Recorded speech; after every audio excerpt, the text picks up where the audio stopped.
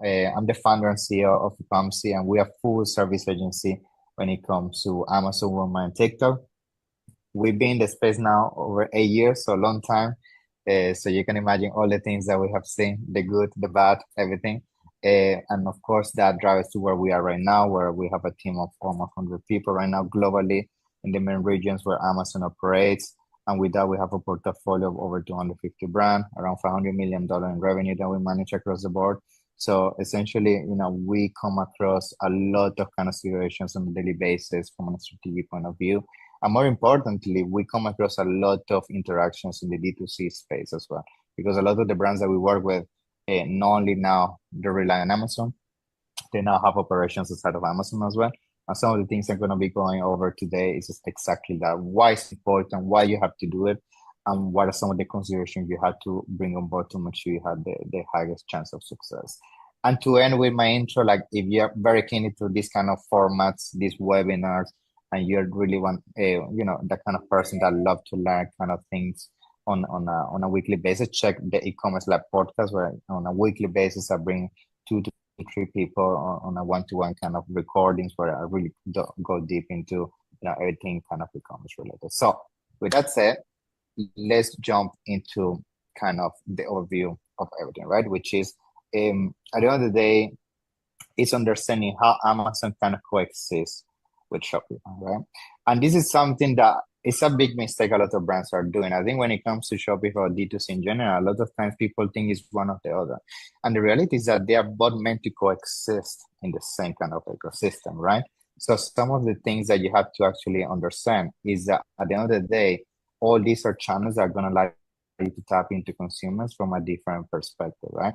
And Amazon, you're going to find sometimes a consumer where potentially you're not going to find in the D2C side of things, and vice versa. I understanding this is really what is going to allow you to really build a brand that's going to be significant in the long term, rather than just becoming a commodity and really struggle by only staying on Amazon.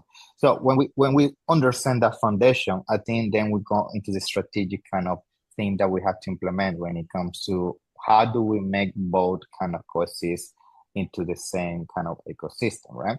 So when it comes to Amazon, at the end of the day, the first one that I love to bring to the table is that Amazon is a very good source to find consumers. Why? Because at the end of the day, Amazon is built for people that's ready to buy and they're really kind of motivated to make a purchase, right?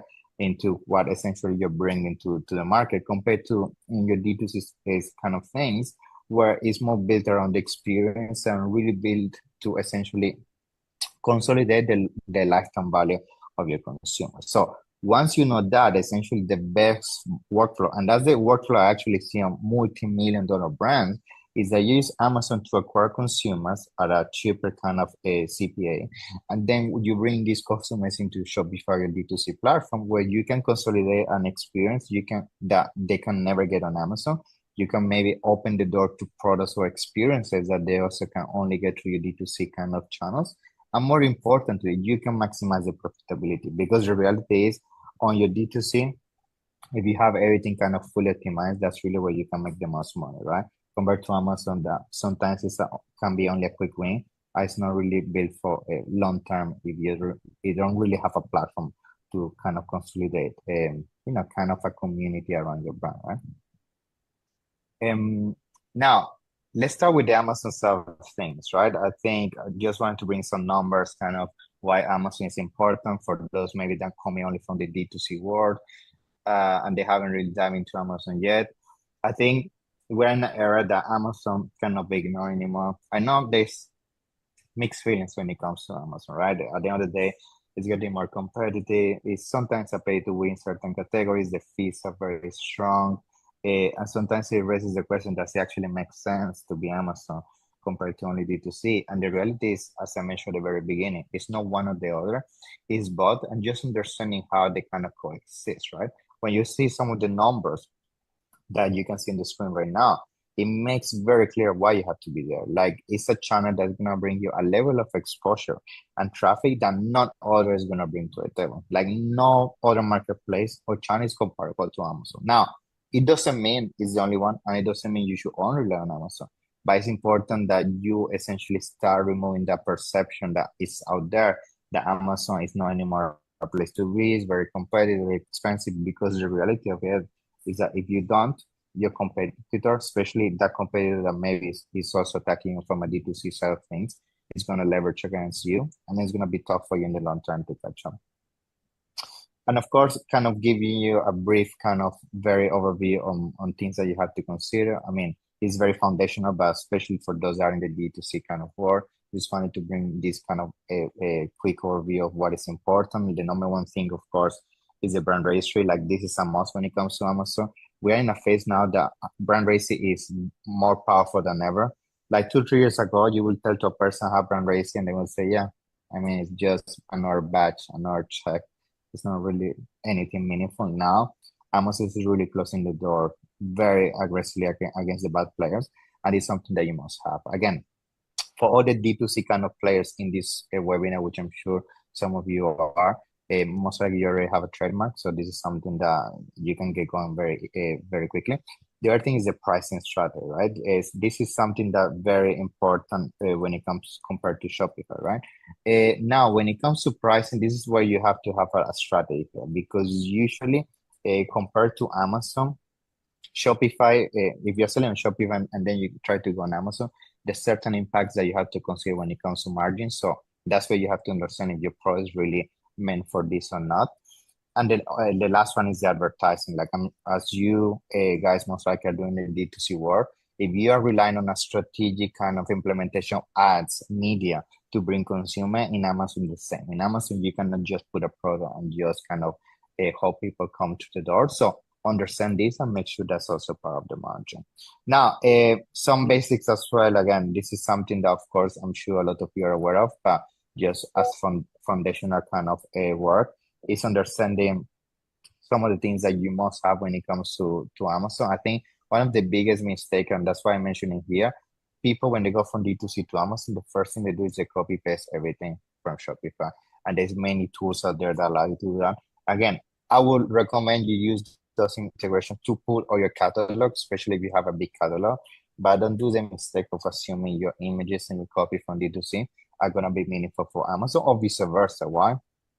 SEO is different, intention is different, consumer is different. So you need to make sure you localize that. If not, you're not playing essentially the game that the algorithm wants you to play, and then you're not essentially going to maximize the exposure that the platform can give you.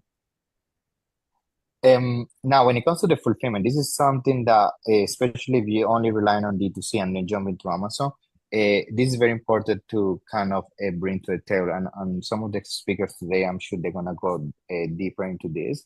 But you have to understand that Amazon, of course, is heavily relying on FBA as a methodology. Now, if you are very kind of clever into how you embed FBA with your 3PL and all of that, you can really maximize profitability, and more importantly, the speed at which you can fulfill across both channels. So again, this is kind of very kind of high level, because I know some of the speakers today are going to go deeper into this, but this is something that, especially for those that are dealing into the D2C space, when jumping to Amazon, are encountering as a big change, because most of you are using a 3PL, and you should keep using a 3PL even if jumping to Amazon.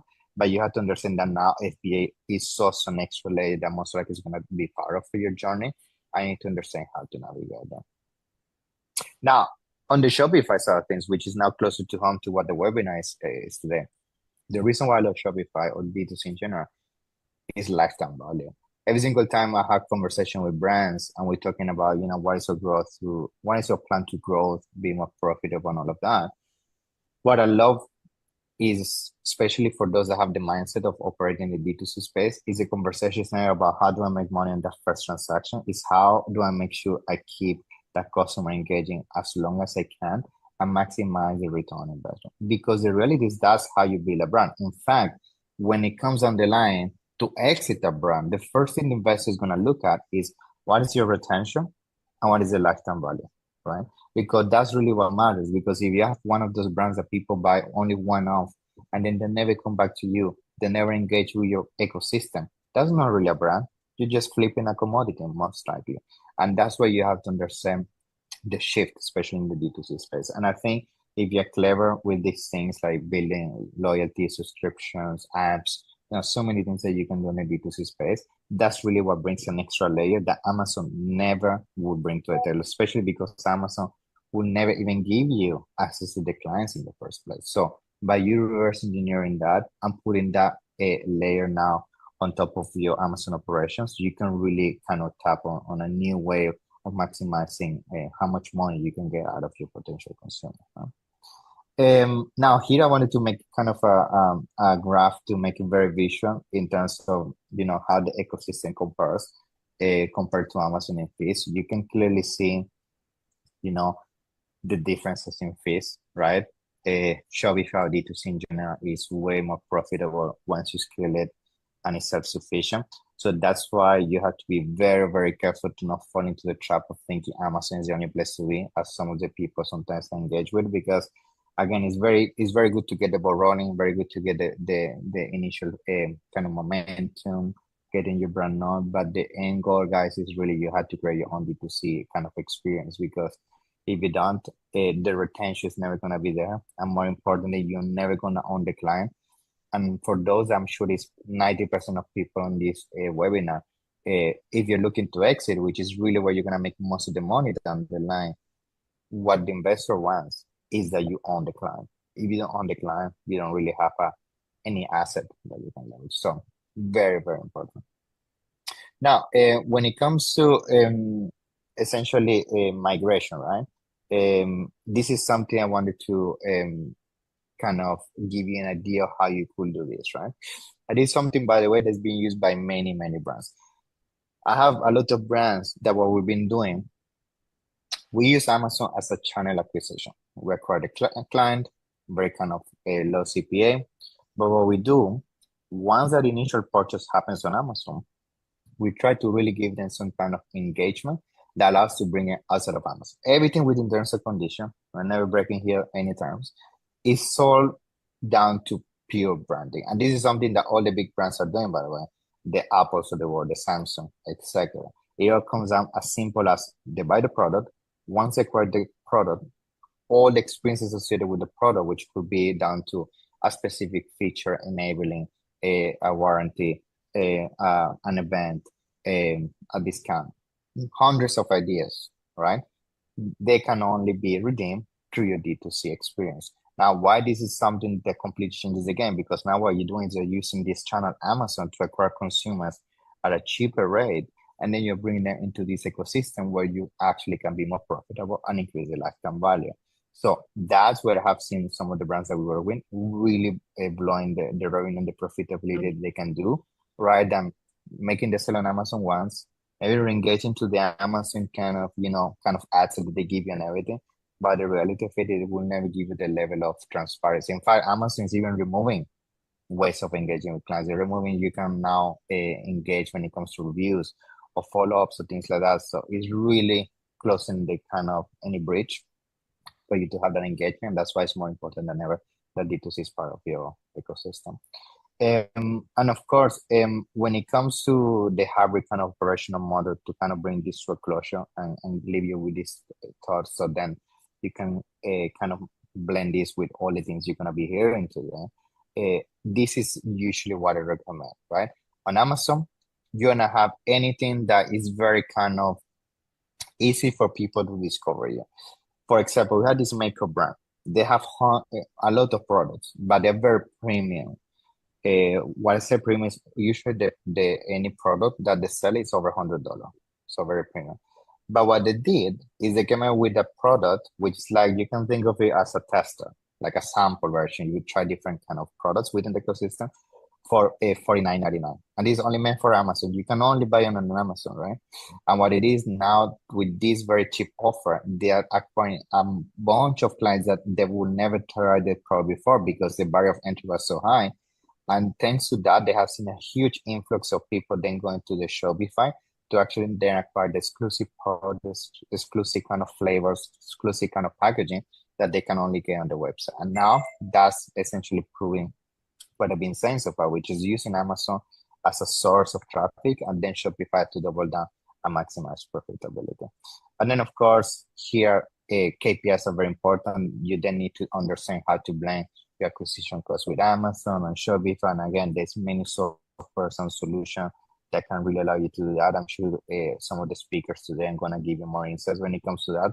But if you understand how to blend those two things and really get the true LTV, like nothing will stop you, because at that point, once you know that your LTV is a number and you know that what you're spending on Amazon and Shopify is lower than that, and it makes sense on numbers game, you can be much more aggressive and you can be much more intentional rather than being blind as most sellers and toggling multiple marketplaces and hope all of that at the end is going to make you a profit at the end of the year. So very, very important. And then, of course, unifying all of this. Again, here's where things start to get more technical. And I don't want to spend too much time on this because it takes hours and hours to really do this. But just to leave you with something to get home to take home as a homework, research something called Amazon Marketing Cloud, right? And it's something we're using very heavily right now with all the operations, including D2C, because now, for the first time ever, we can data fusion engagement within our website, with engagement within Amazon, and really understand the true journey from A to Z. Now, this is something you don't have to do from day one because, again, it's very technical and you really need to understand how to maximize and implement this at scale. But if you have a very good understanding, essentially, if a consumer went to your website or went to a listing on Amazon, or they click on an ad and then they made a purchase, that's really where you are going to then reverse engineer who's your avatar, who's the real path towards conversion. And then at that point, you have a machine that is only a matter of keep putting fuel behind to really scale fast. So I just wanted to give you that kind of seed to take home, because this is really where you unlock the true potential. You know? Cannibalization, very quickly, very, very important, guys, that you also take this when you're doing this kind of combining Amazon with Shopify. Something that happens a lot is that sometimes the consumers that they're gonna find in Amazon might potentially not find in Shopify or vice versa. But you need to be very, very careful when it comes to your advertising on Amazon, right? Understanding which keywords to go for that don't overlap the potential same avatar, using audiences to kind of exclude potential past purchases or people that might overlap from a behavior point of view. So just wanted to give you this kind of 30-second slide to also understand that, because cannibalization is also another bigger issue. Sometimes we see that people bring Shopify to the picture or Amazon in the inverse, and they don't see an uplift. And it's because essentially you're just targeting the same consumer just from different angles. And that's something you have to be careful of. Now, here are some tips. Again, this is very foundational, but I just want to make sure you take this home to really make sure you don't let this kind of go under the radar. So I would say the most important thing here at the end of the day is the kind of P&L side of things, here, but honest with you.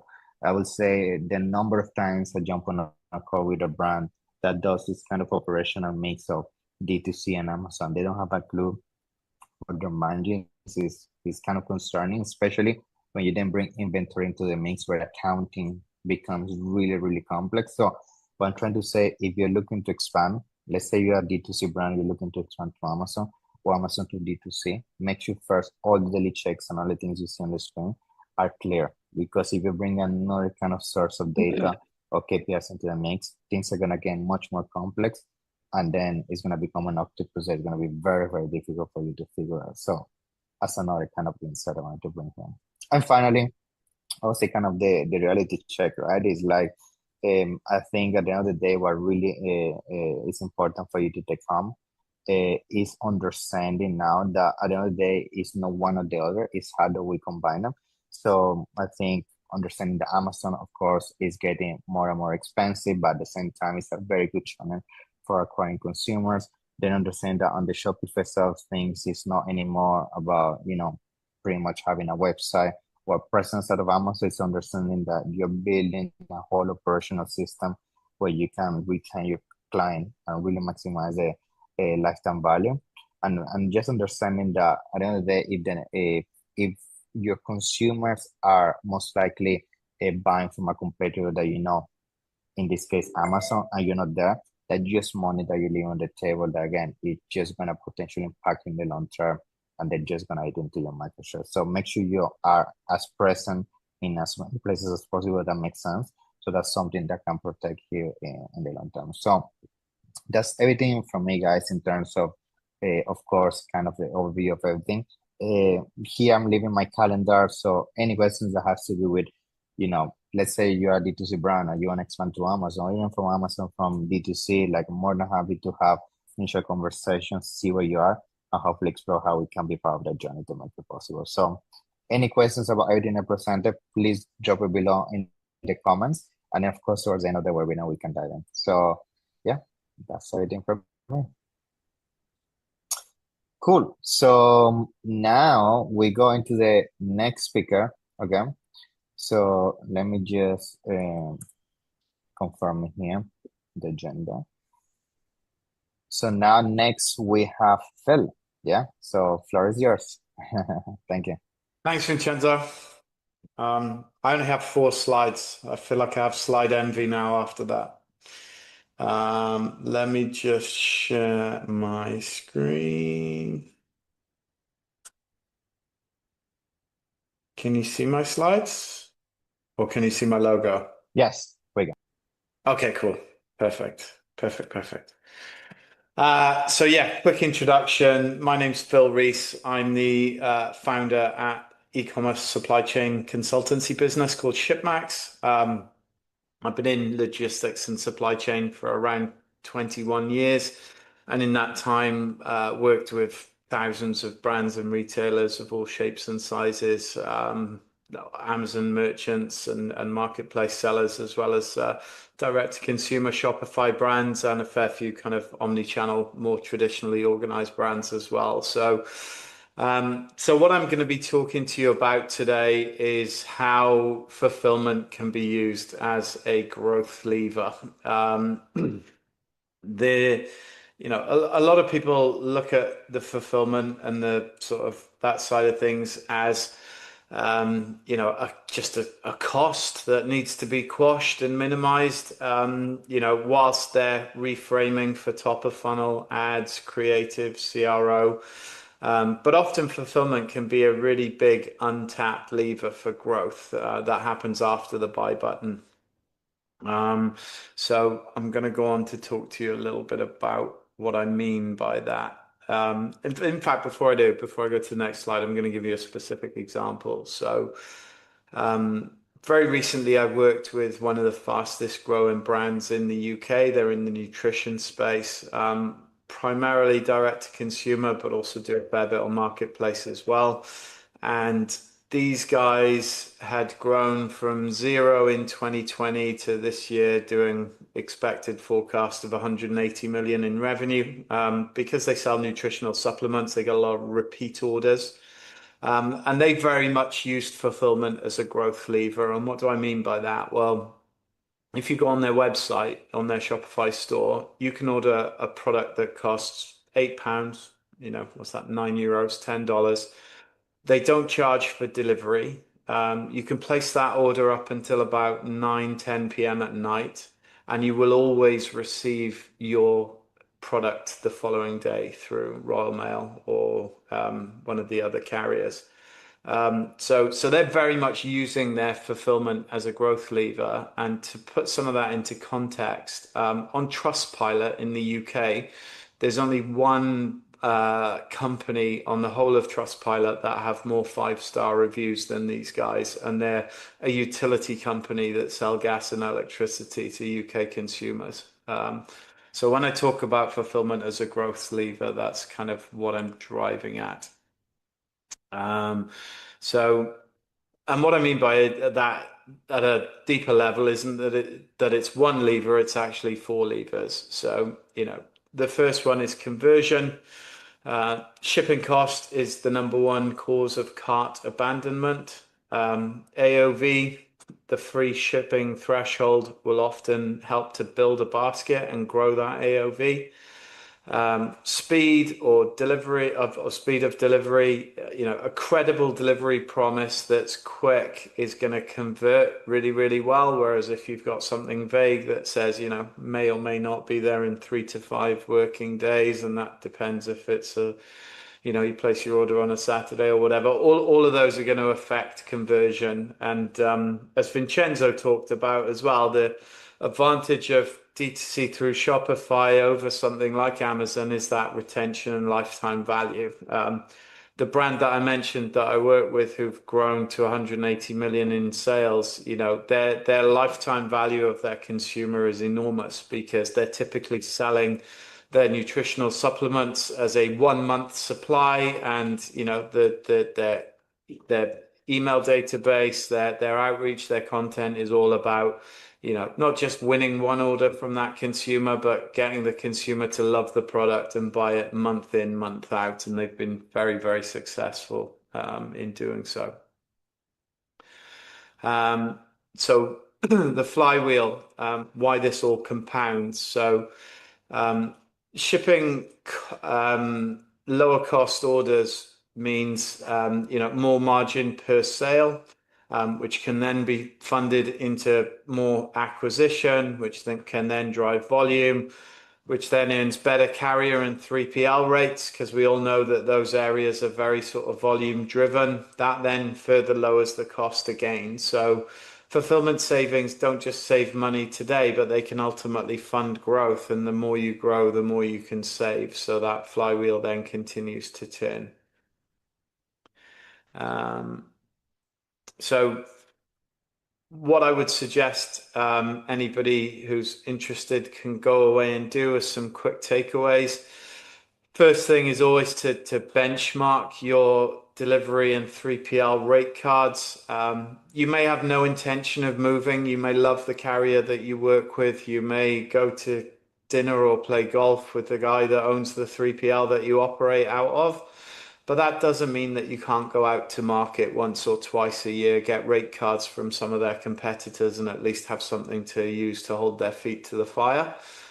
When you get complacent with your delivery partners or your 3PLs, that's when you see your rates creep up, and when you're no longer being offered their most competitive tariffs. So even if you're totally comfortable where you are and worried about moving to another partner, then the people who you're working with don't necessarily need to know that. So I would always advocate for benchmarking at least once a year, if not twice a year. Another quick thing that can easily be looked at is the delivery promise on your product page. Is it there? Is it visible from day one, or do you have to go all the way through to the checkout in order to see how much delivery is going to cost and how long it's going to take? Often shoppers will kind of decide on those things long before they reach the basket and the checkout page. So having that clear and visible up front in the customer journey is very important. Third thing is cross-border growth, a channel that you're considering or even potentially ignoring. One of the things we've seen last year and this year is a kind of tightening around cross-border compliance. It's becoming more and more difficult to hold your stock in one location and serve the whole world from one country. That used to be, certainly for UK merchants and Shopify brands, that used to be the kind of modus operandi. With Mr. Trump in the US and the introduction of tariffs last year and the removal of the de minimis, we saw a massive trend of overseas brands moving stock into the US to fulfill it locally. Just this year in the European Union, on the 1st of July, a new change was implemented that means that now if you're serving direct to consumer from outside of the European Union, then there are duty related surcharges that are going to apply to your parcels as well. So that is now creating a groundswell of brands and merchants looking to actually hold stock within the European Union, whereas previously they may have served them from overseas. In the UK, we're also likely to, or not likely, we are going to be bringing in a similar change. I think it's either 2028 or 2029. Rachel Rees, who was Chancellor at the time here, has announced that the £135 duty-free de minimis will be removed in about 2 to 3 years' time, following suit with the US and the EU. So being able to have inventory in multiple locations is kind of like the pro move for brands that want to be able to scale and sell all around the world, not just in the home market. Uh, the way to look at that from a fulfillment point of view is always to try and find and work with a partner that can be your one partner around the world, but have inventory held in multiple locations. It's what we would call a 4PL rather than a 3PL. The challenge with adding multiple 3PLs is if you're working with one 3PL in the US, one in the UK, and one in Europe, for example, and those three businesses have no connections between them, operate off different warehouse management systems and different tech platforms, then you ultimately have three vendors to work with, three windows into your inventory, and obviously, it becomes a lot harder to manage. So there are a number of providers out there that can give you allocation of inventory in multiple territories, but give you one window into that inventory. So that's something that we're advising a lot of brands around at the moment. And of course, if you need support, then reach out to us at ShipMax, and we'll be happy to scope out how we can help you in any of these areas. Thank you, Phil. That's awesome. Thank you so much for that.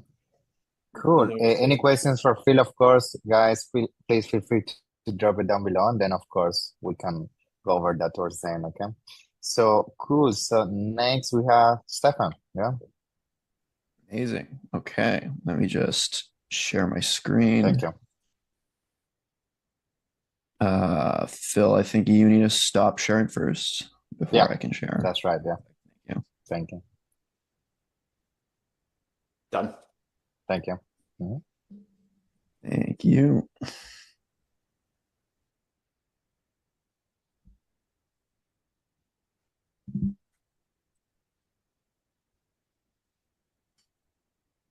All right, can everyone see my screen?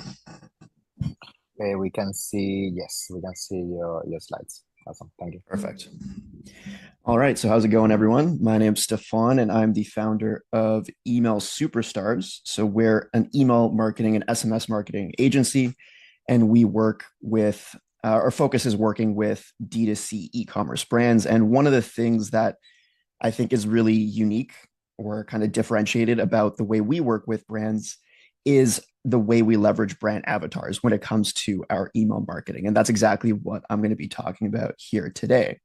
So, what exactly is a brand avatar? Well, in order to really cover that, I think it's important to first talk about the traditional method of e-commerce email marketing. And this is something that I'm sure you guys are probably really familiar with. Like, here are just some examples that I pulled out of my inbox of what the traditional model really looks like. And I mean, like I said, we're probably all familiar with this. It's the fancy design type emails with images and graphics and lots of buttons and shop nows all over the place.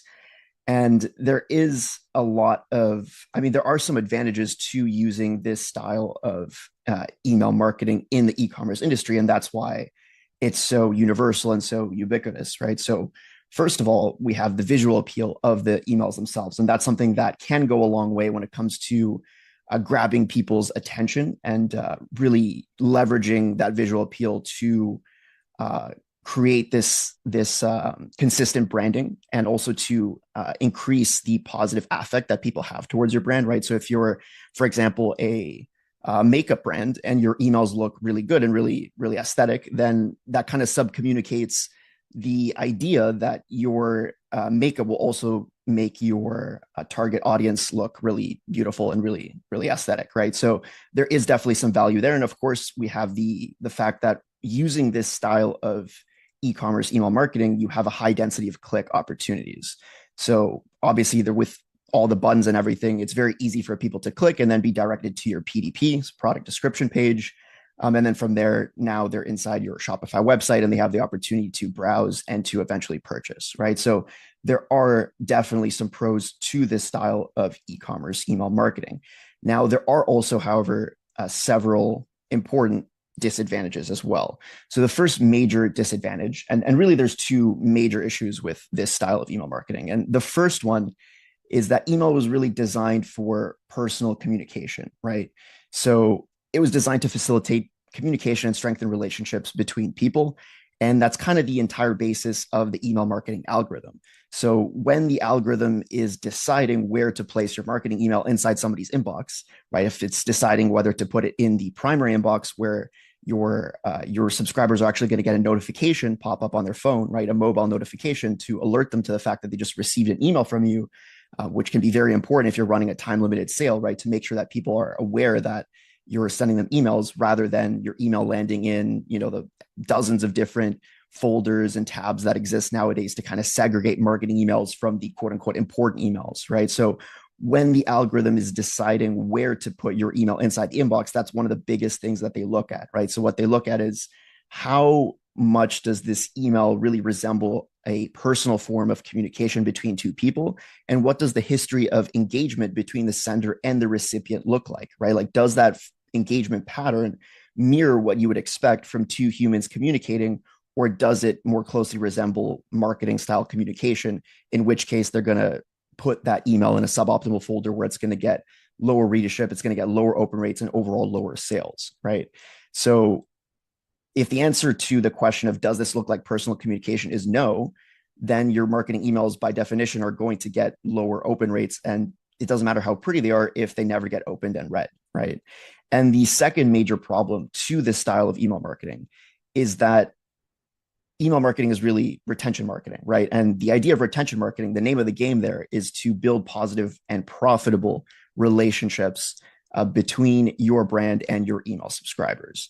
Now, the issue with the traditional method of just sending marketing emails from a faceless brand is that as humans, we're really biologically wired to pay attention to and to trust other humans rather than faceless companies, right? And so it's much easier to build relationships with people when you communicate with them as a human rather than as a faceless brand. And it's something that people can relate to better. It's something that people can put their trust in a much easier way if they feel like they're talking to an actual person rather than, some conglomerate or something like that. And that's really where the brand avatar strategy comes in. So basically the way it works is you kind of create a persona or an avatar with their own name, their own story, their own identity, their own voice, their own personality, and all that jazz. And this avatar is essentially going to be your brand ambassador to your audience, right? So instead of just sending purely design-based emails that look, pretty and everything, but they're kind of coming from just your company, you would start sending emails, you'd start to mix in emails, right? So it's kind of a mixed strategy. You wouldn't go just one or the other. You would mix in these emails from your brand avatar. So as you can see here, there's the name of the brand avatar at the company, which I've blurred out. And then there's the face of the brand avatar over here, right? And right off the bat, like this feels like someone is actually speaking to you, like a real human is speaking to you. And in the age of AI, this kind of personal touch has become even more important. It's become something that people are kind of really craving when it comes to the marketing that they receive in their inbox, right? Like people are tired of kind of like mass marketing AI slop. And this kind of personal touch really goes a long way nowadays.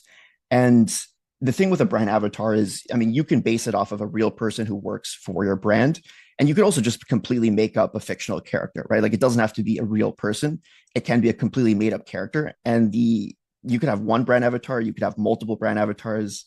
And I'll get into that in a bit later when I go through a case study to kind of illustrate how that would work.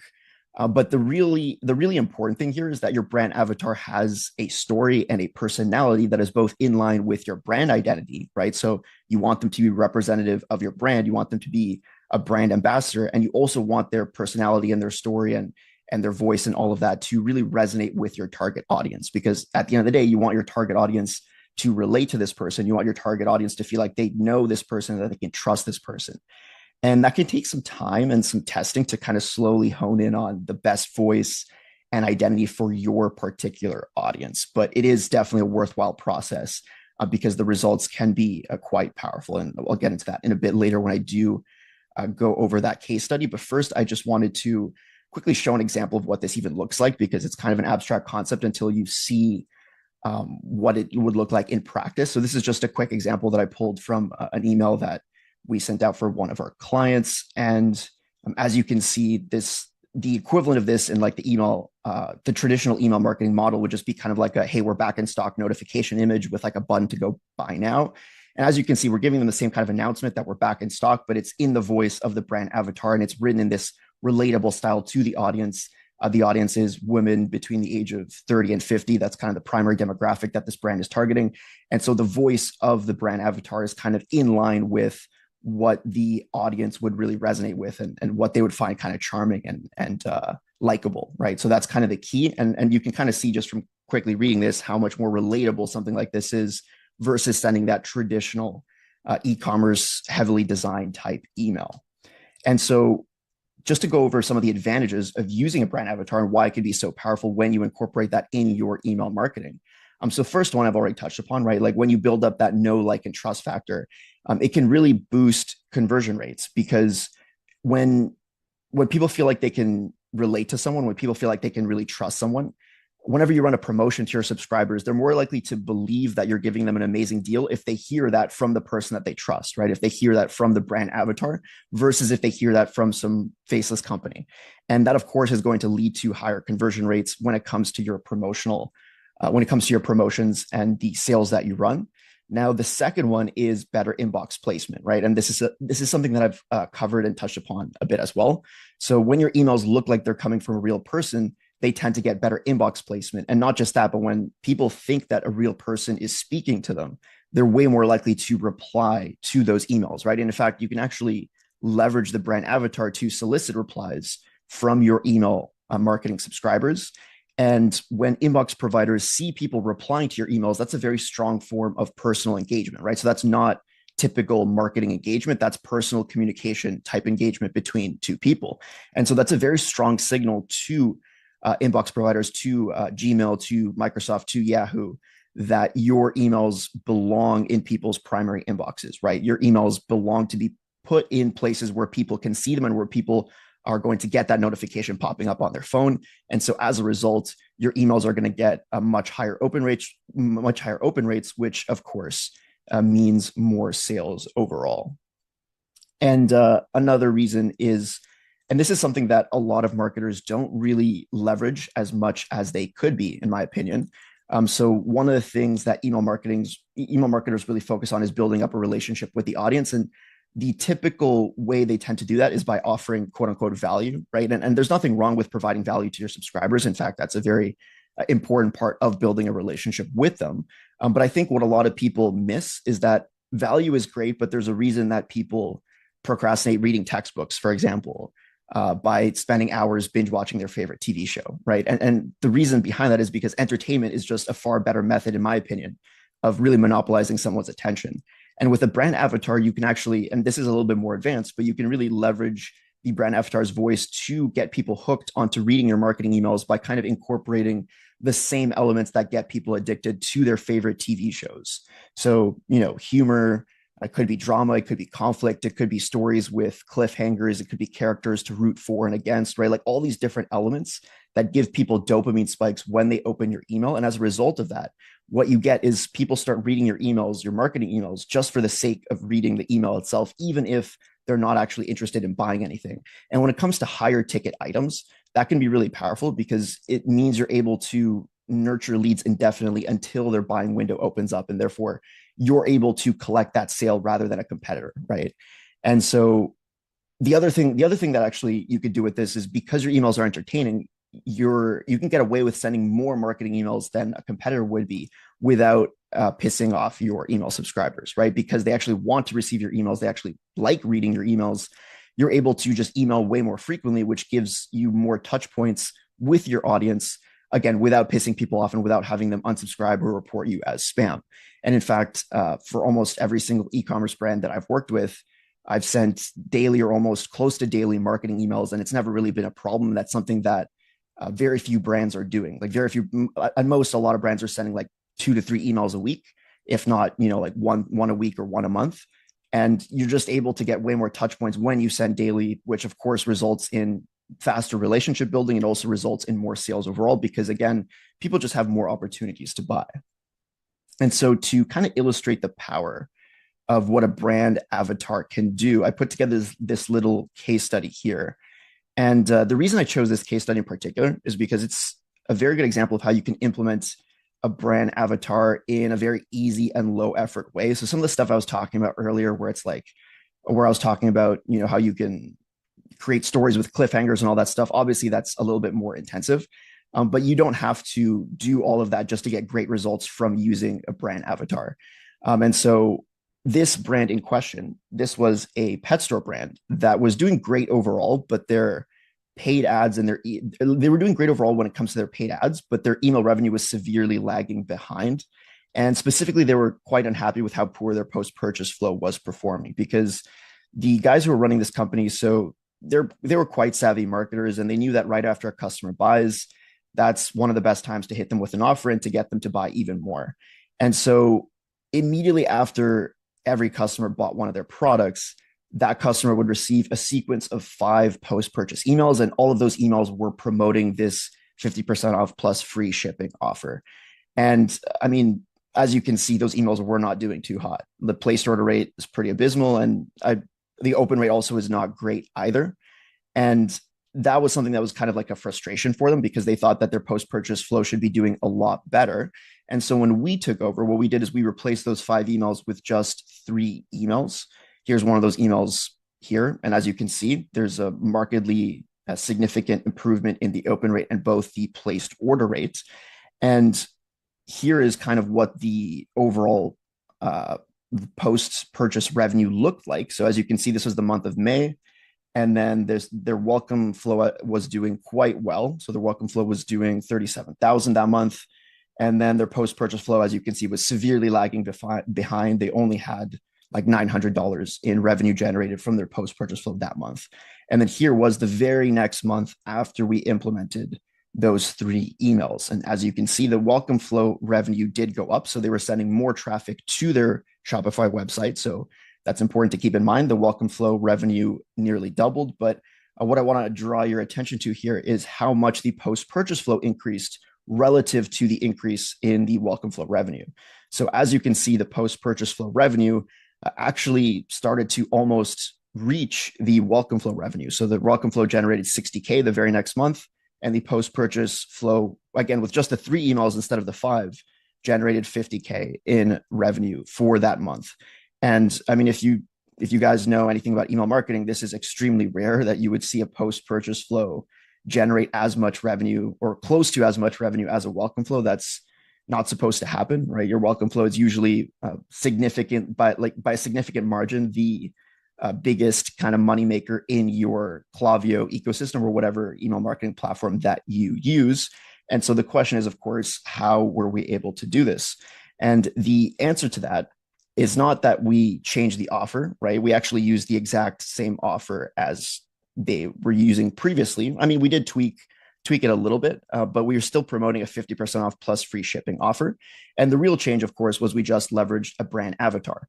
But it wasn't just any brand avatar. So if you remember earlier, I talked about how you can use multiple different brand avatars. And I mean, sometimes what you can do is just create a brand avatar to be an ambassador for a very specific phase of your customer journey, right? And this is a very kind of low effort way to leverage the brand avatar strategy.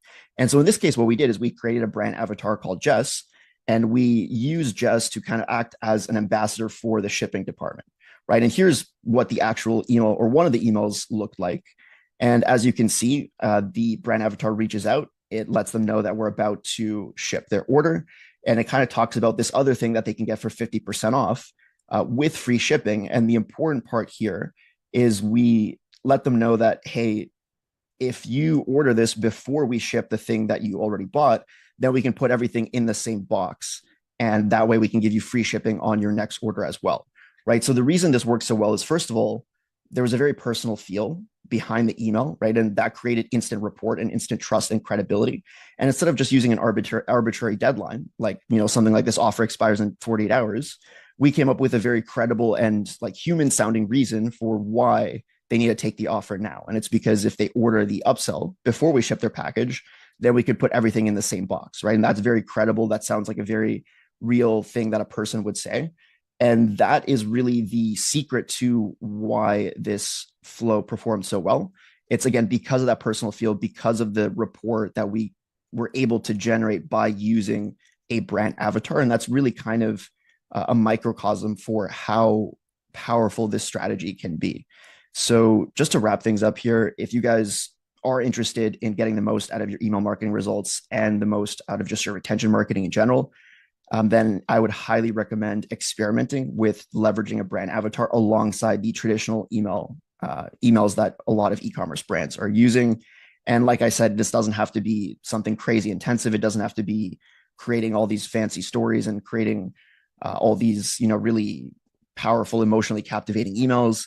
It could just be something as simple as, instead of sending out the traditional post-purchase email, it could just be sending out an email from someone in your shipping department with that human touch to it that a lot of people can really relate to and that a lot of people really resonate with. And if this is something that you are interested in implementing and you want us to do it for you, then you're more than welcome to reach out.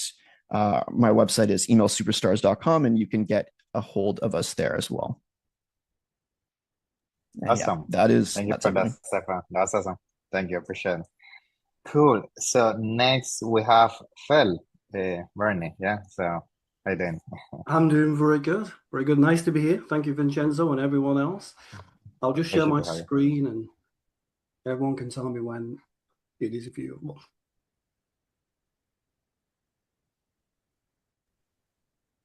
Which they cannot see it.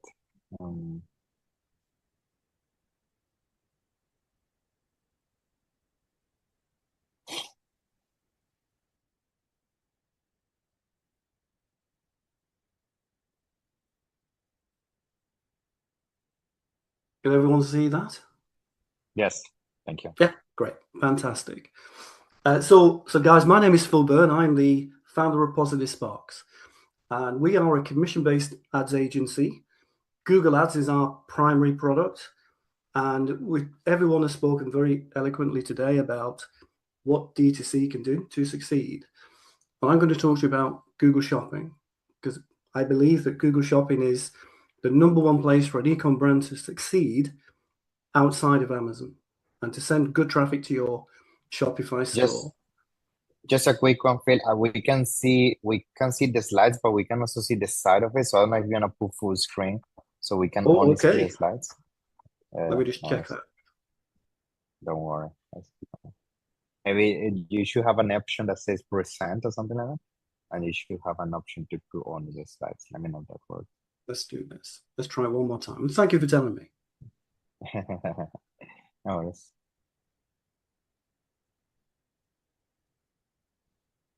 And guys, please, for those, of course, joining us live, remember, feel free to drop as many questions as you want, and then, as usual, then at the end, we're gonna have open Q&A over all the topics. So, cool. So now works. Yeah, cool. Now it's good. Okay, great to know.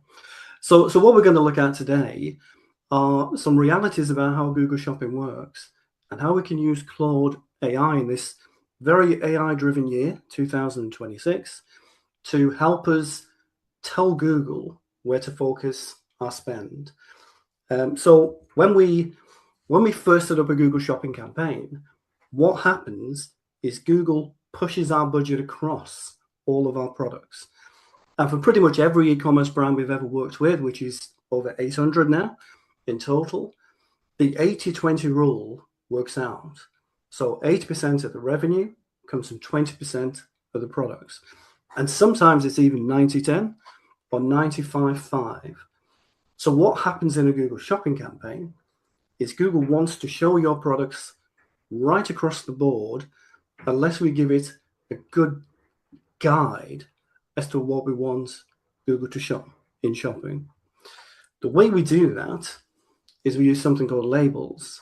So just to verify that discussion there, we can see here that on average, this is an average of across over 2,000 audits that we've done in our time, 30% of the catalog had 0 clicks in the last 30 days. And that comes from the fact that our budget is often exhausted before every product gets a chance to show. 15 to 25% generate clicks but get 0 conversions.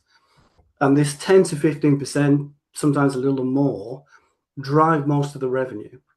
So to control that budget much more effectively on Google Shopping, we need to make sure most of our budget goes into the 10 to 15%.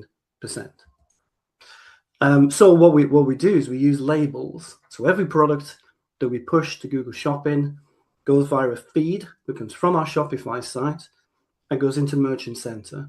And we are able to assign each product a label. And these are the ones that we commonly use across many different clients. So heroes are the products that consistently sell for you and do so at a profitability that you are happy with. What that profitability should be tends to vary across different sectors.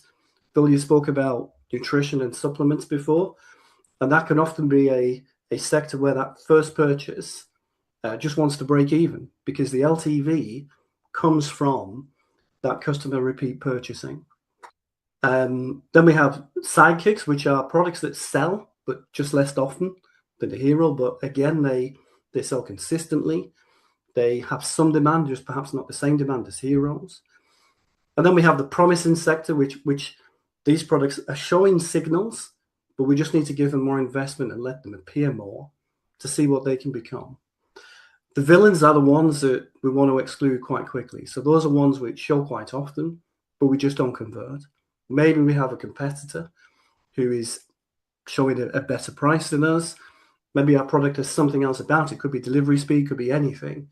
That means that we just don't get that conversion on the page.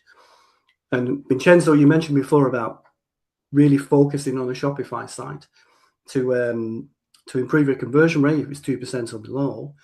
One easy, simple CRO fix is to move budget from ads away from villains, and that'll naturally increase our conversion rate. Zombies are products which are invisible. Google doesn't show them. We run out of budget before they get a chance to show. And with that type of product, we have to work on the titles, work on the pricing perhaps, or put them into a separate campaign and push budget to them to see what they can become. Then we always have a big sector of products called flagged, which means they have mixed signals, and we want to review those before we push them into a campaign type. So all of this labeling nowadays can be done via AI. And the way we do that, 5 simple steps. We export from Google Ads our shopping products for the last 60 days, 90 days to 180 days if your budget is relatively small. And we download a CSV file. We also download our Google Merchant Center feed, and we pull that into Claude as well. And then we put both those files into Claude and we run a prompt. And what I'll do at the end of our talk is I'll put a URL for a landing page that you can go to, and you can download this guide free of charge to try on your own site. And then what we do is we build something called a supplemental feed. So a supplemental feed is one that sits alongside your main product feed that's coming from Shopify. And what the supplemental feed does is it gives extra attributes to each of your products based on labels, sometimes product titles, and other things that help you push your products more. So in this sense, our supplemental feed would be labeling your products based on their performance. And then when you have all that in place, you are then allowing your Google Shopping campaigns to be in a format where you can control where the budget goes. So we tend to build one campaign for heroes. Sometimes that can be heroes and sidekicks together. We build another campaign for villains where we bid really low or we don't bid at all. We would then have a zombie campaign where we're trying to test products that we're not yet sure about. And the key thing we gain there is control over where our Google Shopping spend is going based on performance. So if we want to grow our ecom brand in a DTC sense, it is most likely to come from the products that perform the best on Google Shopping to grow on that particular channel. And often we see that the products which perform on Google Shopping are different to the ones that are overall top performers for the brand. Once you have a classified feed, you can then take that same feed and with 1 or 2 adaptations, you can import it into Microsoft Shopping, into Meta Advantage, into TikTok, into Pinterest Shopping. There are also lots of comparison engines, which particularly in Europe are quite popular because we can often acquire clicks cheaper from a third-party CSS than we can do from running our shopping ads through Google itself. And the more optimized your feed is, the better your products will do on organic shopping, which is the other side of the shopping environment, where we have the ads, which always shows first, but then the organic results as well, which appear on the second tab for people to dig into things more. So if you have ran Google Shopping campaigns and you feel that your best products are not showing, the labeling aspect of running those Google Shopping campaigns is probably why. So a little bit about us. As said, if you want to go and download the prompts and the guides for how we can make this work for you and how you can label your own products, I'll put this URL into the chat right now. You can go here. It's a simple name, email, sign up, and then you can download it all. And then if you are looking to make Google Shopping and Google Ads part of your D2C approach, then we'd love to talk to you about that too. You know, we're one of the very few commission-based ads agencies out there. Google Ads is our core product, but we do run other channels too. But the people who work best with us are the ones that need to make Google Shopping work. And one thing I would say is that if you label your products tomorrow, that'll make an instant difference to any Google Shopping campaigns you are currently running for yourself. Any questions, please feel free to ask, and do download the guide. And I hope you enjoy your labels. Yeah, that's awesome, Clem. Thank you so much. I appreciate it. Great. So next we are into Will. Yeah. Hello. Hello, Will. Thank you. Screen. Cool. Awesome. Can you see that all right? Yeah, we see it. Thank you. Excellent. Cool. So I'm just going to talk through some CRO reports that we recommend people look at pretty frequently. Everyone likes to look at things like the general conversion rate and general site performance, but there's a few reports you can look at where you're just going to get a bit more information and a bit more direction from these reports. So a little bit about us. So we're a CRO agency in e-commerce. We've worked with over 60 brands over the last 5 years. Average client sees about a 19% lift in conversion rate, and we've generated about 50 million in incremental revenue. We also have a podcast, which I host. We're on about 330 episodes now, and pretty much every episode is an interview with another brand, and we kind of talk about what's driving traffic right now, what's converting that traffic on the website, and how do you retain customers. So we get insight from various other brands that are doing this right now. So I was looking over like all our calls from I think the last 6 months or probably this year. And the big challenges that keep popping up for brands are checkout drop-off and trust gaps, and people feeling like this is really where they have conversion issues. And I'm going to talk about why that's not necessarily the issue. Conversion rates flat or down after a redesign. Product discovery is not high enough. So just the number of people who actually find a product on the website is just not high enough. Obviously, you've got things like tariffs, supply chains, economic pressures, consumer pressure. AOV stuck most of the time way below shipping thresholds. Sometimes it's way above, and there's obviously things you can do about that. But often it's shipping thresholds that are just way above AOV.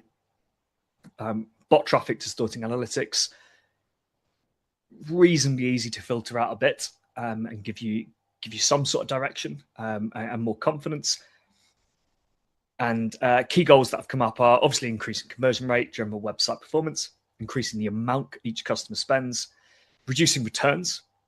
So this can often be by answering people's questions, making sure they fully understand the product and they find the right product in the first place and can make that purchase.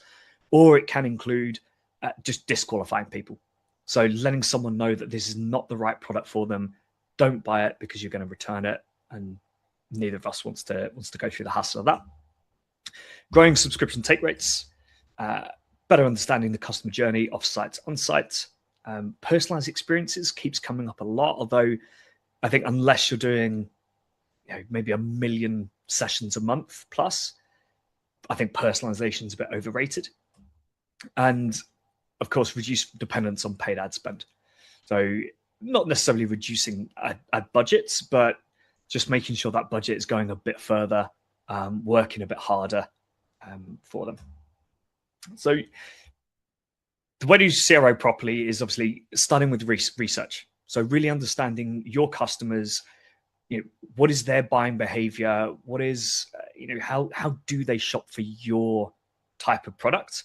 If that's high ticket luxury handbags, for example, that's going to be really different to supplements, like health supplements. So we want to prioritize everything we do based on buyer behavior, but also obviously focusing on a bit on what the company actually needs as well. If the company really needs to drive conversion rate up, you've got to place a focus on that. Whereas if it's profitability and driving AOV, that's where a CRO program needs to lead. So it's that kind of finding that mix of what do your customers want and what do your needs need to be able to push through and make those purchases, and what's actually going to benefit the business. Our methodology, just really quickly, is about customer revenue optimization rather than conversion rate optimization. So everything's focused on, if we are making changes to the website, if we are making changes to the business, is this making you more money or is it saving you more money? That's all that really matters. Obviously, some businesses have a preference for like conversion rates. So a subscription brand might say, actually, we don't really care about making that much money off the first purchase. We just want to get people through the door. But for most brands, the end goal is obviously increase revenue, increase profitability. So we split that into our 3 areas of convert, which is all about the website experience, answering questions, driving motivation.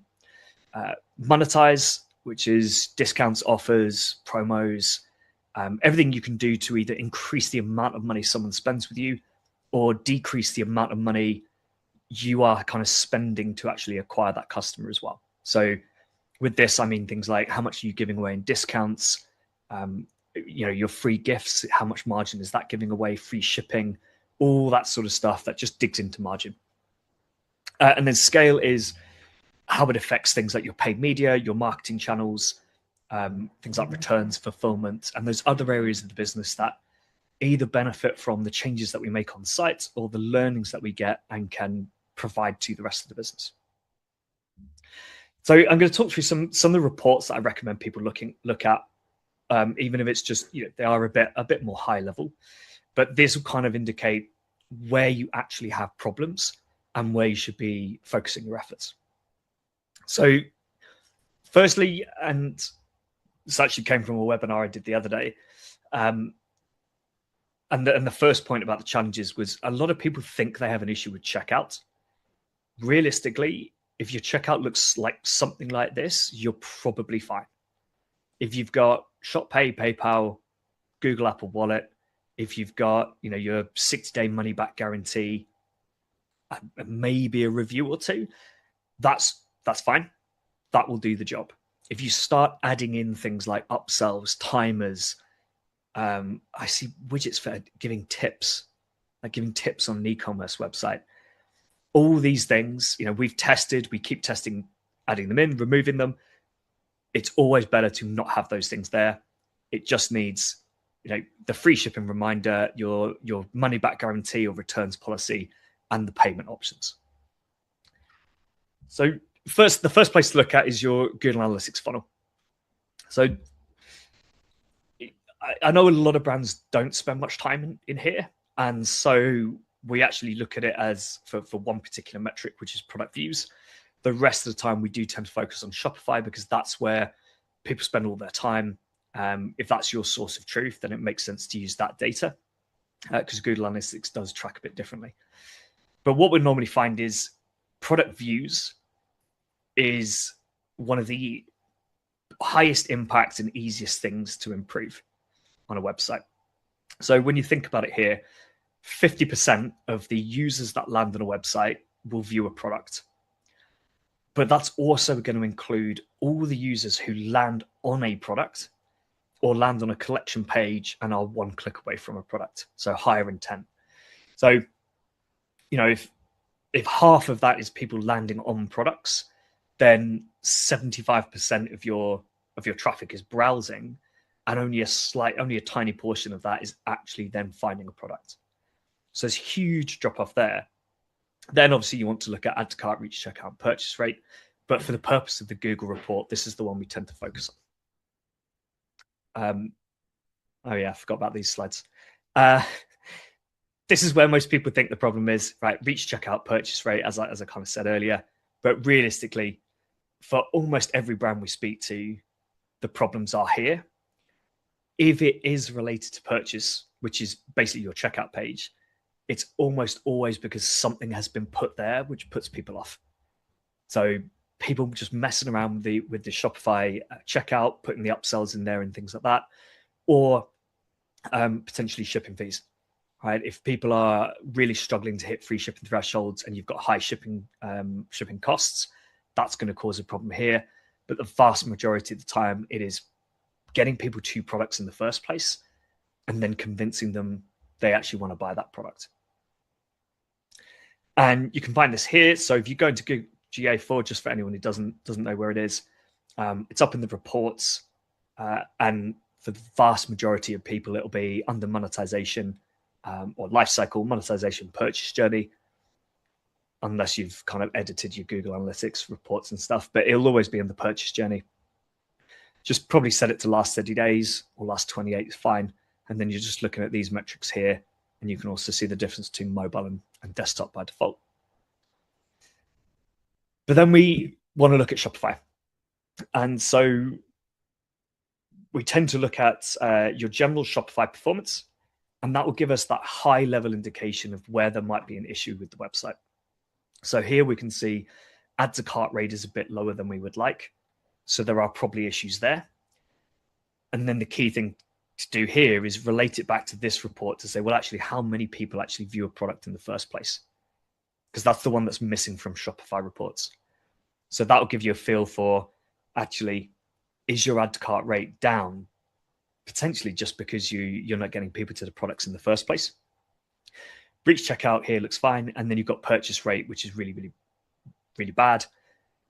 Here, this would indicate there's most likely something in the checkout that's causing an issue. But it obviously depends on the brand. It depends on that experience. I think the brand that this is actually based on just had a really, really complex customization process. And we just found that people didn't really understand what they were buying by the end of it. So that was causing a lot of drop off. You then want to split that out by mobile and desktop because it's important to understand actually where the issue is and make sure you're looking at the right devices. It's really, really common to, we're all sat here at laptops, desktops, looking at your own site on a laptop or a desktop. Almost pretty much every site we look at now, the mobile traffic is probably around 70%, probably varies between about 60 and 80 for most brands. So you need to be looking at your own mobile site and you need to be looking at your mobile data. So here we'll tell you, actually, desktop add to cart rate's pretty good. Mobile is where we're seeing a bit of an issue. So what is actually happening there? And then you go and investigate further. I think that, the key thing about all these reports are they don't tell you what to fix. They just point you in the right direction. You've still got to go off, watch some session recordings, look at heat maps, speak to your customers and find out why they are, they're abandoning their cart at the last step or why people aren't adding to cart in the first place. So you've obviously got the conversion rate over time report. Just a couple of things we recommend doing to this, which is in the human and bot session filter, you can either change that to is one of human, or I think you just change it to session is one of human and just select that. If you are worried about bot traffic, what you can also do is look at where are you actually marketing, where are you trying to drive traffic from, and then place a session country filter for that as well. So if you only sell in the US, if you're only marketing to the US, you could just set a filter for the US as well, just to try and block out some of that traffic as well. And then for the device report, kind of a similar thing, but you actually just need to go in and add sessions with cart additions, sessions that reach checkout, sessions that completed checkout, remove online store visitors. And then I would just save this as another report just call it, sessions by device type, CRO, or sessions by device type, whatever you want, but just, it's better to save it, and then you can, you don't have to put the filters in every single time. And then the final one we look at a lot is landing pages. So what are your top landing pages? Where are you driving that traffic to? And what does performance look like there? Because again, it helps give us a bit of direction for where you might be facing problems. So quite recently, in fact, I've looked at a few brands where the homepage is converted really, really well, while bestseller like bestseller PDPs or collection pages haven't performed that well. And what that's kind of telling us is that actually, yes, they have a bit of a traffic problem. They're driving traffic potentially to the wrong places or with the wrong messages. Those pages also need to be looked at. Like, do collection pages, do PDPs actually provide a good experience for cold traffic? And then also, most likely the homepage is just converting repeat customers, existing customers, people who know the brand.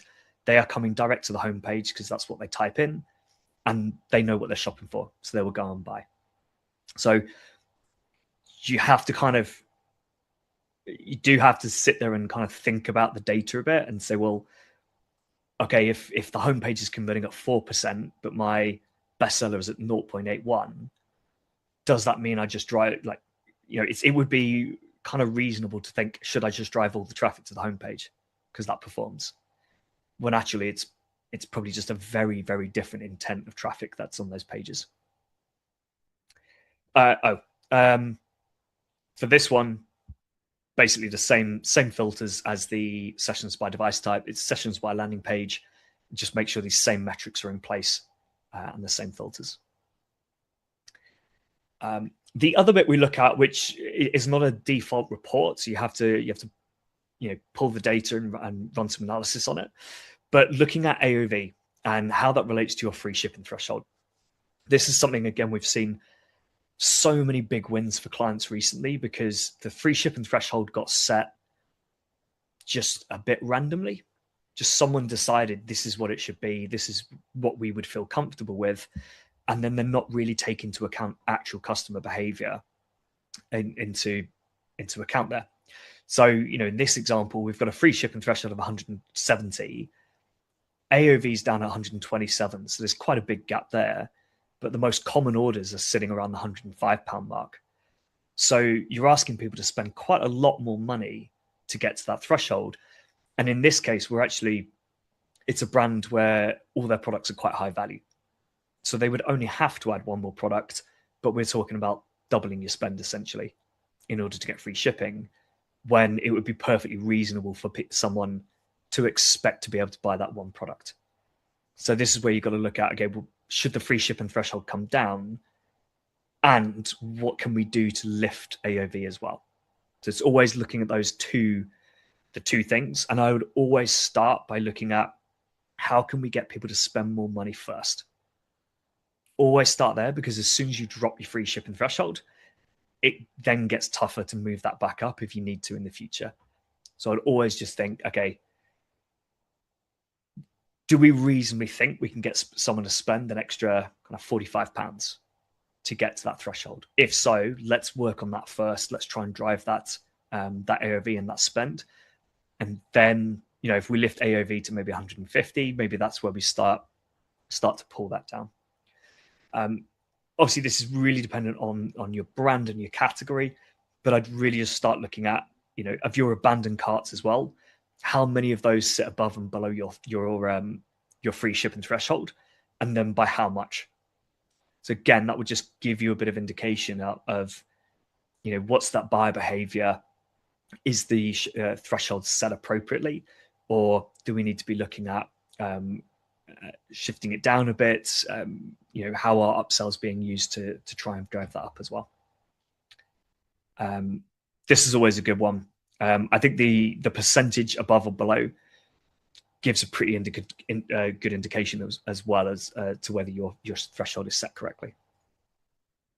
And then the really final one, which it either looks really bad or doesn't look that bad, is site speed. So we'd always just recommend looking at total blocking time, cumulative layout shift, large LCP, and page weight. Obviously, run it through a report that will give you far more information. But always not on a weekly basis. I would recommend these other reports on a fairly regular basis, especially if you are making changes to the website. But for site speed, probably quarterly is fine. Obviously, if you make changes, then rerun that report after you make changes to see the impact that's had. And then just finally, kind of what I talked about earlier a bit, the four most common areas we see conversion leaking, or three actually. Product discovery. So almost every brand we've spoken to this year has probably been at 30 to 50%, maybe 55. So just huge amounts of traffic and never seeing a product. Product page confidence. So people just either not being motivated to buy. So they're not looking at the product thinking this is amazing, that's going to change my life, I want to buy it. Or they're just sat there going, I don't know what this thing does, or what it's made of, or dimensions, or just basic, the basic questions that are really easy to answer in a store because you can look at the thing. But on a website where someone's assessing something, if they need information, if they don't get it, they're going to bounce. Cart and checkout, often blamed, rarely the case, unless you've done something. And then trust and reassurance. So a lot of brands just stick product reviews on the site. There's no UGC, no brand content, things like guarantees and risk reduction messaging. They're there, and you all know they're there, and you can confidently say that on the website. But if customers can't find them within a couple of seconds of looking for them, as far as they're concerned, they're not there, and that's going to be something that holds them back. So that's it from me. I actually have a link to this sheet, which will run all the calculations and things, but I don't have a chat function in here. So I will email that link out. But yeah, everyone can also add it on the email blast we're going to send later. Yeah, I'll send that over to you. But yeah, I literally don't have a chat function, so I can't send this out. But yeah, final thing, if anyone wants a super deep dive audit of their website, we're doing an offer for the remainder of July, £500 discount. We run through the website, we pick it apart page by page, generally come out with 90 to 100 different opportunities and things that can be optimized on the sites. Cool. That's it from me. Thank you, Will. That's awesome. For sure. Cool. We jump into next one, Simon. Yeah. All right. Sounds good. Thank you, Vincenzo. Thank you, Simon. Pleasure to have you. I just want to start by saying this is a really awesome panel. Wow. I'm sitting here taking notes myself. This is incredible. Just, I'm probably going to call back to a few things that people have talked about already, because what we do a ton of is selling on Shopify. And this, I think, is the biggest difference between Shopify and Amazon, is that, yeah, we need to cut through. We can actually be ourselves. We can actually build community around our brands, as opposed to just commodifying our products and hoping that people buy them at the lowest price. That is the worst way, in my opinion, to sell products. So just a little bit about myself before I go in. I own two businesses, one being a more traditional agency. We were given the Digital Marketer Agency of the Year award recently. We spend about $12 million a month on meta ads alone right now, a lot on Google. We do email and SMS marketing as well. But yeah, what Stefan was talking about earlier, I was like, yes, bro, this is the same kind of methodology that we apply to advertising. All right. My second business is Merchant Mastery, which is a mentorship program. We're really high up there in school, and in terms of ecom training programs, I think we're top 3. And we travel the world teaching and talking about this stuff. I'm going to be in 8 cities in August. So if you're in Midwestern US or California area, look me up. We're going to be around there. And of course, we host masterminds at least twice a year. We'll go to New York, Shopify headquarters. And these are all of our community members that fly out from all over the world just to hang out with us for 2 days. They literally don't know each other in person, but they'll like book hotel rooms together. So it's kind of this tight community we have going on here. Like, I mean, Candace here is from Switzerland. Vlad is from Spain. Like, it's cool. We're building this cool thing. Anyhow, I want to just walk you guys through a very specific case study, which with a product that was brand new to the market. And we were challenged. We actually partnered with them. We were challenged to like actually start selling this stuff. Before I go any further, I want to let you guys know that I do have an enemy in the world. Okay. My enemy is Mark Zuckerberg.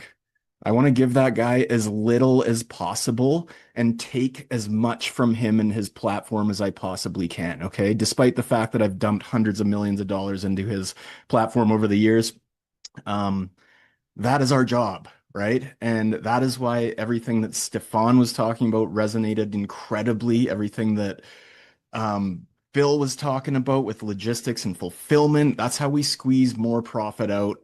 Who else was talking? Will about CRO. If I'm taking traffic from Meta or Google or whatever, I want to make damn sure they're getting on my email list and they're having the best possible experience on my website, right? For conversion rate optimization. So with that said, when I'm running platforms like Meta, I want to make sure I'm doing the absolute most I possibly can to get the best qualified traffic into an amazing experience on the site and in our email structure and all that stuff, right? So we're going to talk about a single Meta ad today for this product. It's called Purana Skincare. This is a 40 milliliter bottle. Okay. I don't know if there's Americans here. That's like an ounce, I think. I'm Canadian, so who knows? This bottle costs $500. Like, holy shit, right? Insane. How are we going to sell this? Because this product also has 0 celebrity endorsements. It had no social following. This was a brand new product to market. The woman who owns it had like 200 Instagram followers that were all her friends and family, meaning nobody's buying this from organic social. Absolutely nobody. We had no email list. Literally, we are starting from square one, from scratch. We're not buying email lists. We're going to grow this email list. However, what we did have was a compelling narrative. And honestly, she didn't know that she had that at the time that we started working with her. We have to extract this, right? And a lot of people say like, I don't want to be the face of my brand, or, I don't really have a cool story. So how is this going to work? And usually the fact that you're here, that you got to this point where you have a product ready to sell, means that you've been through some stuff. Okay. And we just want to tell that story. So we tell story and it works. And in the day and age of AI, when I could pump out probably 1,000 slot blog posts every single day, the stuff that works is the stuff that's authentic, that's real, that's human, that there's characters involved, there's meaning involved, we provide urgency in this messaging, and we just end up creating desire that's beyond just the commodity of this product and people looking for it at the lowest price, right? $500 40 milliliter thing. We got to do a lot more than just say it's better than our competition. So here is an example of an ad. This is one ad that we created. This generated $100,000 in the first, I think, 10 weeks that we ran it. Of course, we ran a bunch of other ads. And the first thing you'll probably notice is that this looks almost like an old school, like magazine advertorial. Like we're using all the real estate we possibly can. Okay, I'm going to break this ad into 5 parts so you guys can use this structure if you absolutely want. Just another note here is, yes, we did this a lot of copy heavy. It's a lot of text. We use the same system in video ad, like all the video creatives that we do use this. We use this in emails. We use this on our website. This is just one example of an ad. And let me break this into parts for you guys. Okay, this will take like 5 minutes. Number 1, we want our category of one headline or hook, right? Typically, if you're a Meta advertiser, the headline lives down here. In my world, we want to hook people above the read more truncation. So this is the hook up here. And the purpose of this hook is, of course, to, tap into a raw desire. It's to get them to stop scrolling. If the creative didn't do it, that hook should. And it's to get them to read the second sentence. It's to get them to click the read more button, right? And this one in our case here is pretty straightforward. right? We leaned into like the most shocking thing about this is that this is going to be the most expensive skincare product you'll ever purchase, but it will also be the purest. Okay. So what happens when they click the read more in this case? What is the next most compelling type of content we can hit them with? And everybody knows this because the entertainment industry alone is like trillions of dollars. The entertainment industry is built entirely on story. Human beings have been telling stories around campfires since before the written word, right? We as humans, we can't, once you hook us, we can't let go until we see what happens at the end. And if it's a cliffhanger, we're going to stay up late and watch the next episode or read the next chapter, right? That is why we hit them with the story, the origin story. Once we grab them, we introduce characters and we start building suspense, right? And we make it so that they can't put this thing down. It's like a good novel, right? And we position ourselves as the category nerd, the best person in the world to bring you this product, right? Because otherwise it's just a product. Why would I buy it from you, right? So I can give you a whole methodology on how we write these things. Actually, my background is in creative writing, an English major 20 some years ago, and there's no jobs for English majors, right? So here we are, marketer. That was after a journey of comedy clubs and hotel marketing, but yeah, we landed here. The next thing we go into after we tell this story, and this is going to be the meat of it, is the differentiation stack. And this is when we just take our best competitor and pit ourselves against them in a list form, just be like, here's what they do, here's what we do. All right. So once we got them, now we want to start introducing the product. And shortly thereafter, there's nothing worse than just us standing in our ivory tower, shouting down at people, telling them how great we are. We hit them with a testimonial stack. Okay. And these are cherry picked reviews, testimonials, UGC snippets that basically we cherry pick them to dismantle the objections that our customers might have, or almost more importantly, to reinforce the narrative that we've just introduced. Okay. And finally, it's not just cute storytelling and interesting things we're talking about here. We want to pitch to these people because we want to convert them on a sale, right? So then we hit them with an offer. And again, there's a whole bunch of, I have a book written about offer strategy here, but we need to give people a reason to act right now. Okay. Sorry if this sounds mind-numbingly simple, but like once you start using these aspects and stacking them in different ways in different organizations, you're going to start selling more, especially from your ads. And once they land on your site, they have much better context as to what to expect, and conversion rate goes up on sites. And of course, we're reiterating this all through the customer journey from when they land on the website to into our email, into our post-purchase emails, as Stefan had. I love the plain text stuff. That's amazing. This stuff works across all categories. Like we have well over 1,000 people in our community, in our merchant mastery community. This is a high ticket community as well. So I've worked with every kind of category. It works across all of this. It doesn't matter if what you sell is boring. People like people. So, we put ourselves out there and we wrap our brand in meaning. And that's what allows people to connect, right? It works whether you sell one product or 1,000, whether you're online or in person, right? I don't know how many people out there hit markets constantly or do pop-ups. Every single one of those people, especially early stages, tell me how much better they do at markets than on their Shopify store, or even on their Amazon. And that's because they are there telling their stories, talking to these people. And this just becomes an exercise in emulating what you're saying in person and putting it online, right? And doing that through the entire journey, where most people online think they're there to buy a product. The least visited page on a website is probably the About Us page. Maybe one of the Phils can back me up on that, but right. So we need to inject this type of content into their journey because they don't know they need it. But once they get it, it absolutely influences their purchasing behavior. All right. So now all that's left, of course, is turning that into a system, which I don't have time to do today.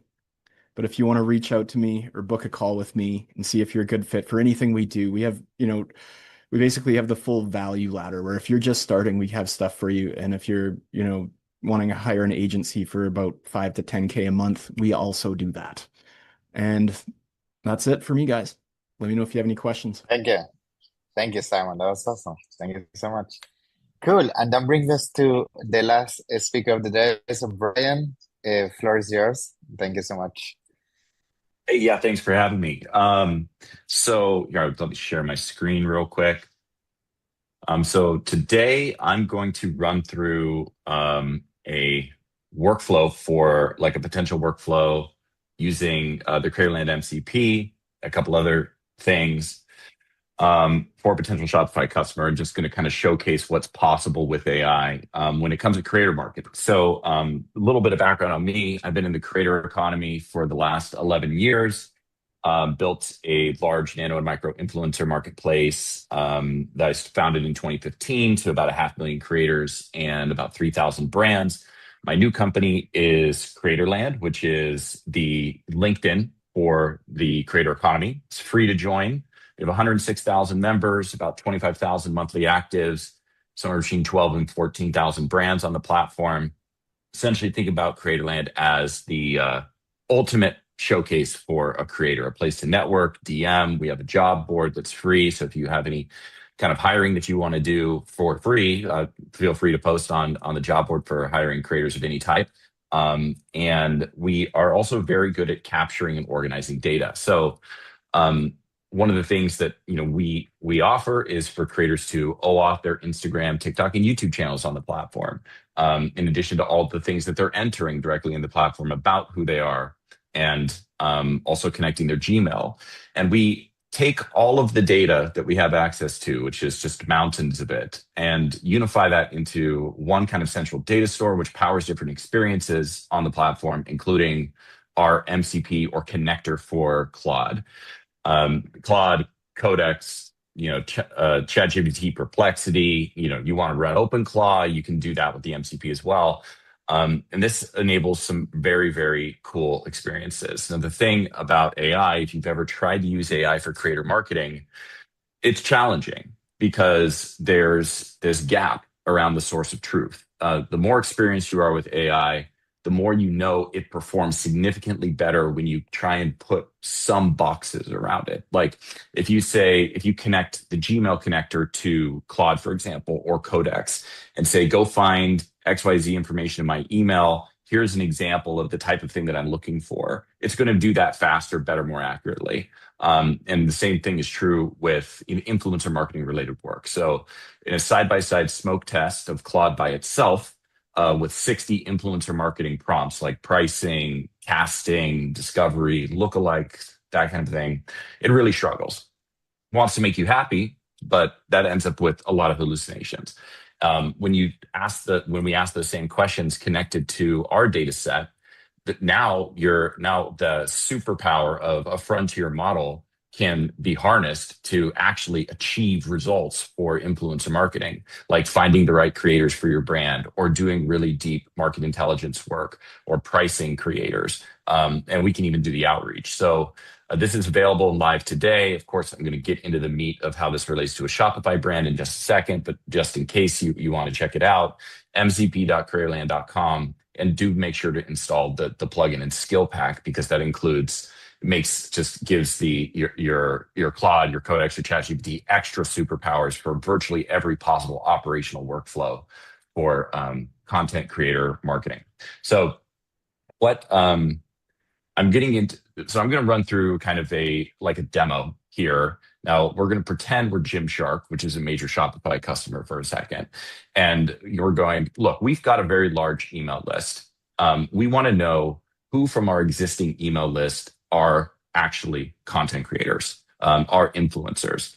And so I ran this morning before the call. So these are all real creators that I showed here. I didn't have Gymshark's email list, obviously, but we've done this for multiple clients. It's quite effective. So basically, so you would take Claude, connect the Shopify MCP to Claude, and connect the Creatorland MCP to Claude. And this is the exact prompt that I used, with some additional caveats of like, hey, we have to make up some of this SKU data because it's not real. But look at the Gymshark site to kind of anchor us. And so we're saying, hey, use the Shopify MCP to query the customers in there and pull those emails. Then use the Creatorland MCP and identify which of those would be good content creators for my brand. And I want to see the spend history on those customers. I want to see the SKUs that they bought, and I want you to priority rank them by the most spend. And this is the output that you could expect from that. I'm going to widen the screen just a little bit here. So it pulled, in this case, I think we've got, and I bounded it to 300, but we pulled, these are 300 real creators, their follower size, the profile URL, if they had a Creatorland URL, because we have a much wider data corpus that we tap into, as well as our 106,000 members, where they're located. And this is what your Shopify data could return. So how many orders they've done, total spend, how long they've been a customer, when they bought last, the SKUs. And then we also included kind of a pricing band. So like, what would it cost for, what could you expect to spend to sponsor this creator? So these are basically built-in brand ambassadors who already love your brand. If they are repeat purchasers, that is the highest possible signal, as all Shopify DTC brands already know. But why not identify the ones who could then be amplifying your brand? So the kind of next natural step here, a bunch of different directions you could go, but I think the first one is, if you have an affiliate program, these people should be getting pinged with that immediately. This would be something that if I had a D2C Shopify brand, I would have an automation going for. So essentially like an agentic loop that is running constantly. As soon as I've got a purchase, do I know if they are a content creator? Should they be in my affiliate program? And maybe they should be getting, depending on how many followers they have, or what their engagement looks like, or how much of a match they are for what I'm trying to activate, then they should be getting potentially a higher commission tier than what somebody who walks in off the street is getting. And the other thing you could be doing is, if you're running a creator campaign and you don't, let's say you've got 20 creators in your existing email list, then you could be going directly back into Claude that's connected to the MCP and saying, all right, help me expand this list. I want this list to be 250 because I'm trying to run a campaign. I want people like this. These people obviously have a high affinity towards my brand. I've seen that they are actually, like in this case with Gymshark Fitness, or active creators, or maybe they're athletes, or maybe they're yoga, that kind of thing. We want more of that. Well, this is a great starting point to kind of fan out and build that lookalike list. You could even take your existing list of creators that you've found and say, okay, how much should I budget, and what should my campaign strategy be to activate this group and people like this group? And it will design that for you. The Claude is really, really helpful for this. Don't make it harder for yourself than it has to be to design and start to test your creator campaigns. And the Creatorland MCP can actually do the outreach for you. So once you kind of go back and forth with it and design what the package is and what the messaging is, we have a full outreach workflow that it will do, and it will pair you over email with the creators who opt into the campaign that you want to run. And then from there, you could be setting up content tracking. So once they post, monitoring that content, connecting to the Meta MCP if you're putting paid performance behind it, and building your own kind of little dashboard and ecosystem for the creators that you've worked with, activated, done paid amplification, and then learning from those insights. Just a couple examples of a couple things that I've built for potential or for clients that we're working with. You can pull down really deep audience insights using the MCP product. So this is for like a gaming creator, but you can see this is for his YouTube channel, subscriber growth, average views, kind of channel key terms, top content, and then get into the audience information. So who is following this? Do they match my customer target? So if you were going to be activating a creator that really any kind of dollar amount, and especially if you were planning on putting paid performance behind it, then you would want to know what the existing audience is like for this. If the content's popping off, then now you can get into more detail on, okay, if I amplify this further, is it going to be going after people who typically buy my product? You can also pull down who their notable followers are, who's engaged, what the audience are that are engaging with the content, notable commenters. And this could be some or audience lookalikes for similar creators, which is another thing that you could pull. So if you had a really high performing creator and you really like their audience, then you could be leveraging, Claude and the MCP to build a lookalike list of other similar channels to that creator based on that audience profile, starting with one of these kind of audience reports that we offer. So anyway, just the one last thing I'll cover here.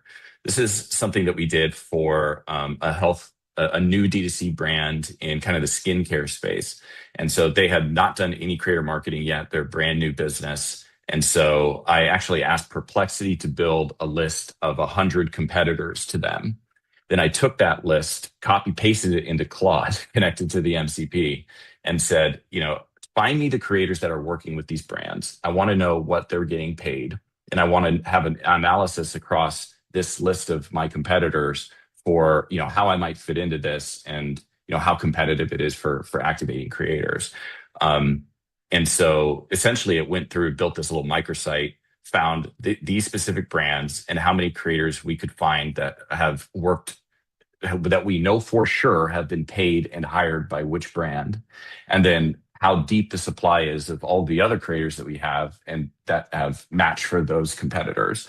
And it turns out that there's a pretty big gap. A lot of their competitors are not actively working with content creators. So that is a potential white space for them. And then this actually pulled the exact creators that were working with which brand, estimated their rates, and gave a little overview on them and link to their content or link to their profile. So we could go out and say, oh, who's this person? You can even pull the specific post in a lot of cases. So you could look at, okay, how are my competitors positioning themselves? So anyway, just covering a few different workflows there that I thought were super interesting. I actually pulled one of those reports on one of the creators from the Gymshark list. This is a coach, just to kind of show the detail we can get off of an Instagram report. So we can see kind of fake follower counts, city locations of their followers, all types of really, really interesting stuff. So running close on time here, but if anybody would like to connect with me, feel free to shoot me a note, Brian@Creatorland.com. And I can send you a playbook on these workflows and others, and just shoot me kind of what you're working on. I'm happy to help design kind of a strategy and implementation for this product with you and make your creator marketing a lot more successful. Thank you. Awesome, Brian. That's great. Thank you so much for that. So, unfortunately, we run quite a bit over time, guys. I'm very sorry about that. The content was so good and that I didn't want to stop any of you. So, thank you so much for all of that. But I'm mindful that, we are a few minutes over schedule. So, unfortunately, this time we wouldn't be able to really do the Q&A. But what I definitely want to invite everybody, because everybody joining us live and everybody that's going to watch this recording, you guys are going to get a follow with all the presentation, all the content information from all the speakers and everybody involved in this. Feel free to, of course, reach out to each of us. The reason why we're doing these things is to really put ourselves out there and try to give you guys as much value as possible. And more importantly, really kind of give you the foundation where really is going to be the most impact when it comes to implementing things specifically for this topic in the D2C space. So I would say, to kind of conclude, I want to take a minute to really thank all the panelists. I think you guys did an amazing job, and even myself, I learned a lot from you. So thank you so much for that. And for all the people that join us, thank you guys for being here. And of course, keep turning on to all these webinars that we're doing. So as I said, you're going to receive the recordings, all the resources, and you're more than welcome to then, of course, we engage in from there. Other than that, I wish you all an amazing rest of the week, and hopefully I'll see you in the next one. Thank you, everybody.